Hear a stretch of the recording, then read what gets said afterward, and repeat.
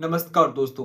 क्या भारत के 2026 के इन विधानसभा चुनाव में सच में रैलियों की भीड़ ही जीत तय करेगी या फिर असली खेल उस वोटर के हाथ में है जो बिना शोर किए फैसला करता है।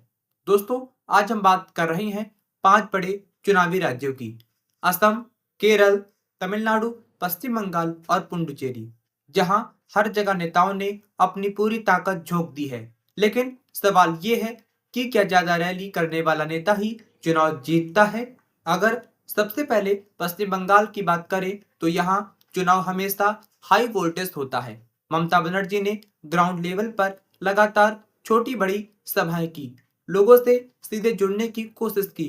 दूसरी तरफ प्रधानमंत्री नरेंद्र मोदी और गृह मंत्री अमित शाह ने दर्जनों बड़ी रैलियां करके पूरा चुनावी माहौल बनाने की कोशिश की है। लेकिन क्या रैलियों में दिखने वाली भीड़ वोट में बदलती है या फिर बंगाल का मतदाता आखिरी समय में अपना फैसला बदल देता है? क्या इस बार भी बंगाल चौंकाएगा?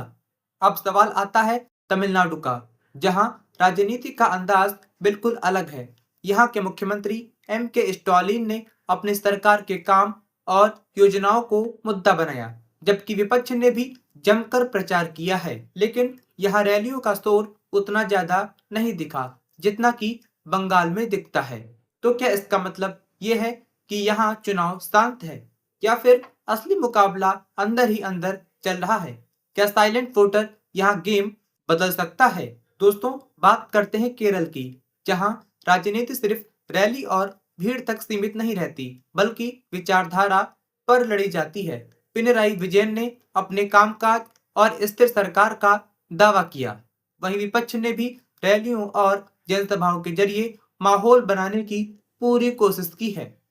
लेकिन बड़ा सवाल ये है कि क्या केरल अपनी पारंपरिक राजनीति को जारी रखेगा या इस बार कोई बड़ा उलटफेर देखने को मिल सकता है? दोस्तों, अब बात असम की, जहां मुख्यमंत्री हेमंत बिस्वा शर्मा ने काफी आक्रामक प्रचार किया और केंद्र सरकार की योजनाओं को जनता तक पहुंचाया। यहाँ रैलियों की संख्या भी काफी ज्यादा रही है। लेकिन क्या विकास और बड़े वादे ही चुनाव जिताएंगे या फिर स्थानीय मुद्दे जैसे पहचान, रोजगार और क्षेत्रीय असंतुलन ज्यादा असर डालेंगे? क्या असम में फिर वही सरकार लौटेगी या कुछ नया होगा? दोस्तों, और आखिर में पुडुचेरी, एक छोटा सा केंद्र शासित प्रदेश, लेकिन राजनीति वहां उतनी ही दिलचस्प है।